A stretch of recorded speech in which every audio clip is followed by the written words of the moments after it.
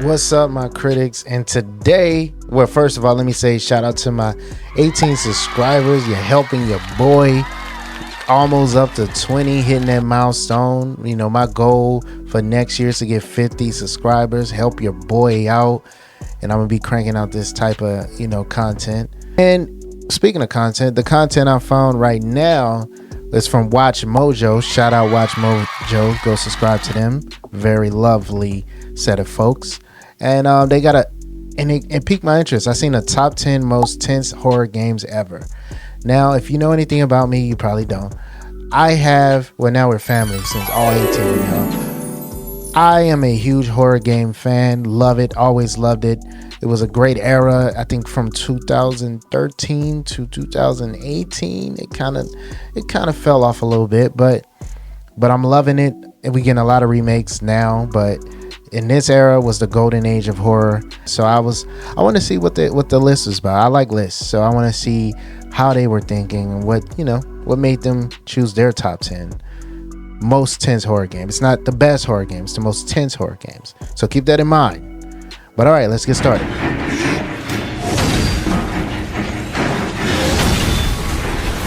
Yes. Classic. Welcome to Watch Mojo, and today we're counting down our picks for the top 10 most tense, eerie, and downright uncomfortable horror games ever made. Deputy. Yes. You want to see my name in the obituaries? It's fucking classic, but you man. want to I'm be a hero telling and you, save my life. That was an Number era. 10, Until Dawn.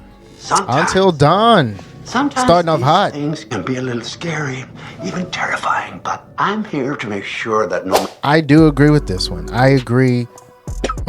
Maybe but this is about tense horror games. This game to me changed the game when it came to streaming. It changed the game when it came to horror games. Like it was amazing when it came out. Like it was shot beautifully. Has a great twist. If you played the game, you know what I'm talking about. This era of games, I think, like I said, to 2013 to all the way, I think 18 or 19. I give it 19. This was the best era of gaming, horror gaming, ever to me. Well, no, I wouldn't say ever, but close to. It was a golden age for me. I grew up in the streaming and everybody doing it. So I agree. Maybe it's a little too low on the list because this game was very tense. If you played it, you made the wrong decisions, you fucking somebody up. So let's see what they're saying about this. Let's just see. No matter how upsetting things may get, you will always find a way to work through it. Supermassive Games' precursor to their now cult status and wildly successful Dark Pictures anthology was a revolution in the survival horror game space. At the time, there weren't many games like Until Dawn. A-list Hollywood actors, minimal gameplay mechanics, and a dynamic story that truly made your decisions matter helped it really stand out from the typical AAA releases. Oh, this part.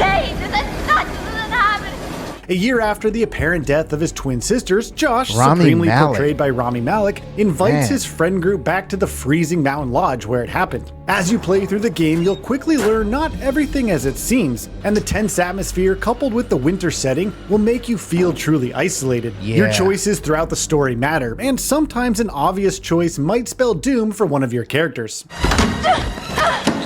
Yeah, a lot of dead folks when I played this.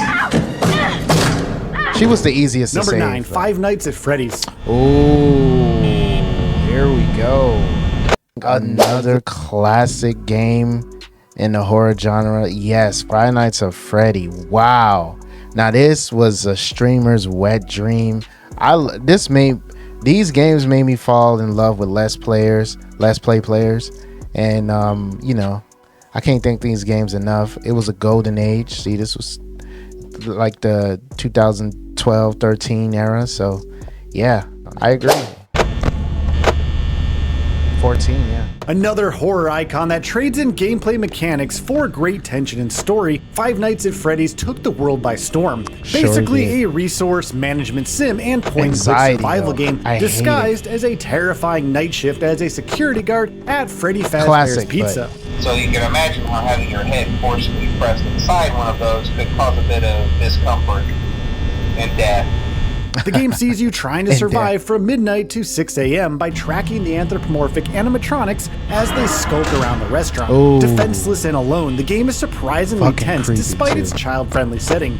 Now, don't let this fool you, because if Freddy makes it to your office, well, you're done for. And it ain't pretty, let me tell you that. You use the security cameras, doors, and lights to track their movements, but have limited power to do so, creating an atmosphere of tension and dread, knowing your light is about to go out. This is triggering me. Yep. Number 8, Visage. Visage. It looks.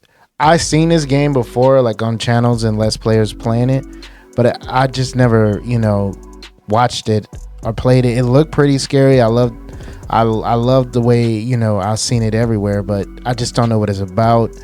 But it was in 2020. Wow, yeah. So I missed this game. So let's see why it's on the list.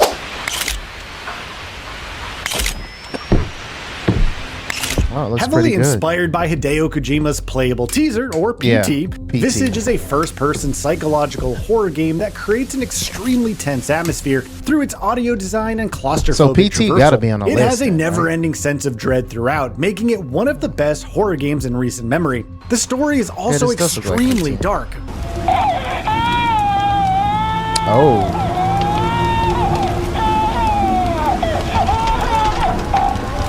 Oh The shit! game is This a does trippy look jaunt creepy. through the house as you learn about its inhabitants and experience supernatural and paranormal events as you attempt to escape. The tension is non-stop and unforgiving, and the game's visuals will surely keep you up at night. Oh shit! Oh shit! Okay. That got me a little bit. Number 7, Silent Hill 2. Yes, probably my favorite out of the whole series of Silent Hill. Silent Hill 2. They just did a remastered of it, and it looks great. I haven't played it. I watched a couple Let's Players play it. My favorite Let's Player is probably Gab Smolders or Gamer Girl Gab or John Wolf.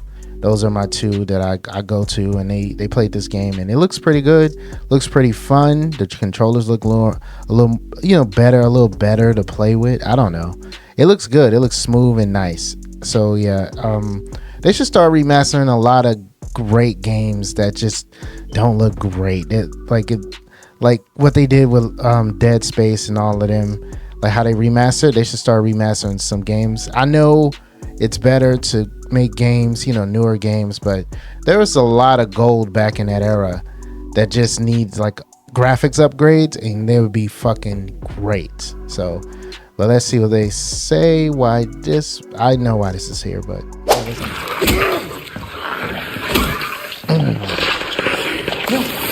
yeah. When the original Silent Hill 2 was released in 2001, it epitomized what a 2001. psychological horror Wow. video game should be, I was subsequently 5. setting the standard for its sequels and other games in the genre that followed. Now fast forward to October 2024, and we finally have the long-awaited remake to one of the most beloved horror games of all time. I was 7. Oh, beating the shit out of him. The nurse.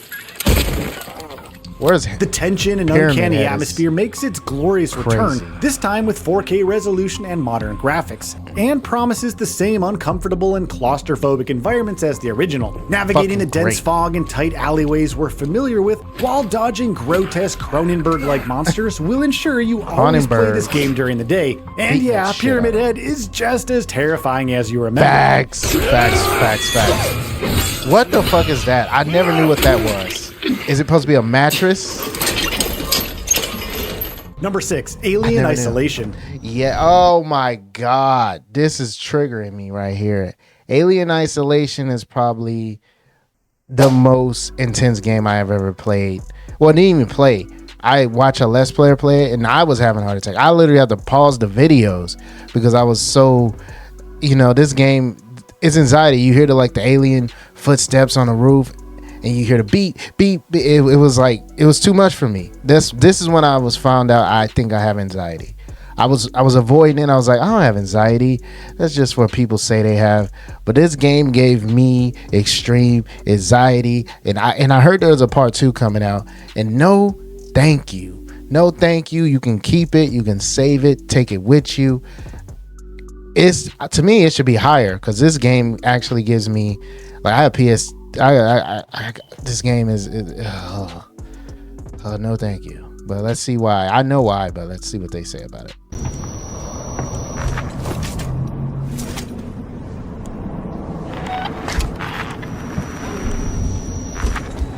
With a sequel freshly announced, there's no better time to experience this tense sci-fi horror masterpiece. Alien Isolation takes the spirit of the original film and cranks the tension up to 11, and is another easy entry on many horror game fans' personal Mount Rushmores. Taking the name survival horror quite literally here, the game encourages the player to prioritize stealth, survival, and conservation over full-out attacks, while evading the terrifying xenomorph.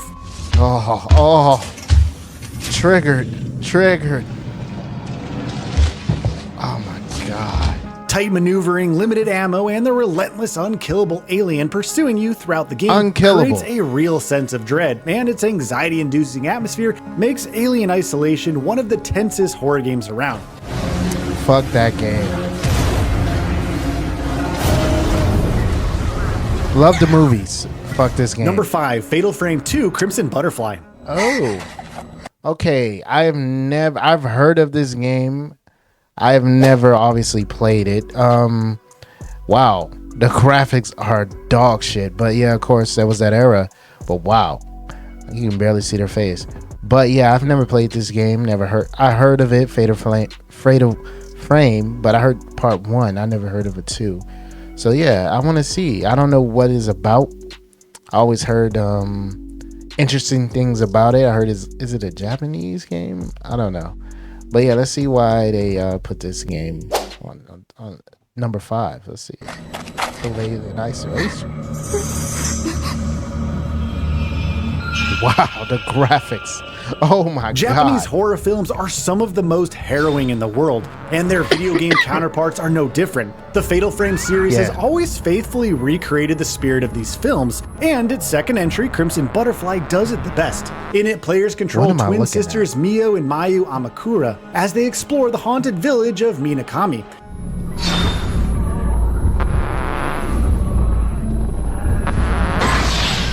Whoa.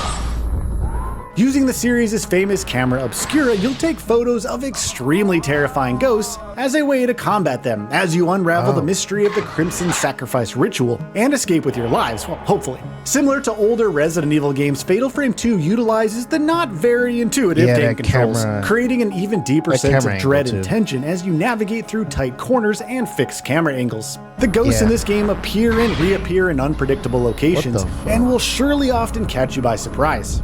I can't even see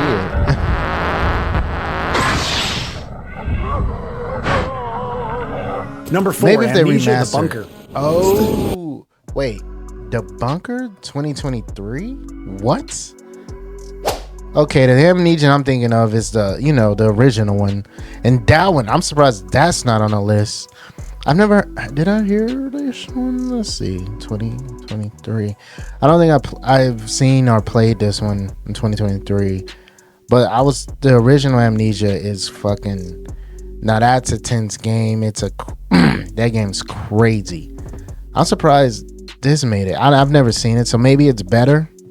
But yeah, I say that the original Amnesia is also tense and should be on the list. But let's see what they have to say about this. Okay, that's it. Here, drink this. Then I'm going to get you out of here. Just like how Alien Isolation has the Xenomorph as a constant threat throughout, Amnesia the Bunker builds its tension through a relentless, unkillable monster that chases you until the very end. You'll of course have limited ammo, light, and space to maneuver as you fight to survive. As the title suggests, the game takes place in a bunker during the height of World War I, thrusting French soldier Henry Clement into a tense and horrifying fight for his life. Wow. Oh shit. Throughout the roughly 8-hour playthrough, you'll need to solve puzzles, navigate pitch black spaces, and avoid the grotesque monster to just make it out alive. Just be careful though not to use your flashlight too often. It's loud as heck to start up, and that creepazoid will definitely find you. Get them. Looks pretty good. That thing, it's coming for me. Number 3, Dead Space. Yes. Here we go. Okay. This is more, what I would think it would be on here. Yes, and plus this game is awesome. The I like what they did with the remastered in 2023. I've seen a Let's Player. My favorite Let's Player who played is Gab Smolders, or she was known as Gamer Girl Gab, and now she's Gab Smolders, or John Wolf. And I love how they played it, and it was great. It was like a movie. It was very immersive. It brought you into the storyline. The graphics was beautiful. I loved the creativity of the monsters. Yeah, I love this game. It was tense too. It was tense, but overall the game was just fucking great. Like, it was chef's kiss. It's probably one of the best Let's Plays I've ever seen, and it got me back into it. Because I did watch it, like the remastered version of her playing it, and she played it on her channel. So, shout out to Gab and John Wolf. Shout out to Gab Smothers and John Wolf. But yeah, let's see what they say. I love this game. So.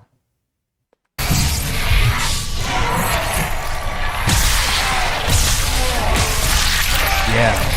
Another remake Fucking that outshines the original 2023's Dead Space is the definitive way to experience the iconic, tense, and terrifying space horror game. What an Clearly experience. inspired by and paying homage to the Alien franchise, Dead Space tells the story of Isaac Clarke, a ship engineer assigned to the mining vessel USG Ishimura, as he investigates a distress call and encounters horrors beyond imagination. It is Alien-like. Oh yeah, but I like this one. Fuck the Alien Isolation. I like this game.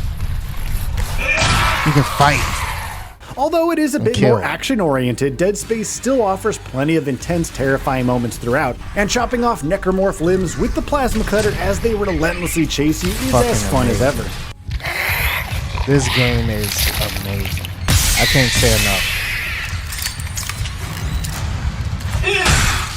Number 2, Outlast. Yes, now we're speaking. Now we're speaking my goddamn language. Outlast, to me, what can I say about Outlast? It to me is why I watch Let's Players and streamers and made me want to be one. This game right here. If I ever had to point to one game that did that for me, a whole era, was Outlast. In 2013, it took over my life. I watched every Let's Player play it. I played it myself. I was obsessed with Outlast, and I love the DLC. Oh, the DLC is even creepier. Oh my god, and it's more intense. That should be on this list, but I know they're just gonna put one Outlast on here. So 2 is not bad. I wonder what they got number 1, but yes, Outlast. What a fucking golden era. The 2000s, like 13 through 18. I say this all the time. Horror games, that was a fucking golden era. We should have appreciated it, why it lasted, and I miss it. I really do miss it, but hopefully we get more horror games in the future. They are remastering a lot of them, but hopefully we get new ones, But okay, let's see what they're saying about this. Let's see.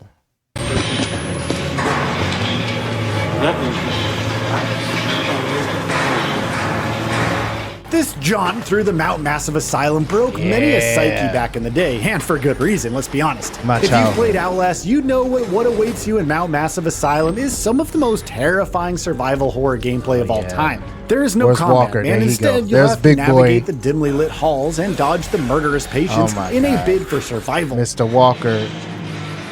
What a twins that. Oh. One of your only sources of light is through the camcorder, and the filter makes coming across an enemy even more terrifying, similar to found footage horror films. The music is eerie as all heck and emphasizes the non-stop tense and claustrophobic atmosphere, if you're able to make it through it in one piece. Classic. Oh. Such a fucking classic. Before we unveil our top pick, here are a few honorable mentions. The Evil Within 2. Evil Within. Yeah. It was like a mixture of Silent Hill and Resident Evil. I liked it too. It was a decent game. Soma. I'm sorry. I think I pulled the wrong lever. 2015. Another classic. Love it. PT. PT. It didn't make the list. Wait. So a game that's expired by PT made the list, but PT didn't make the list.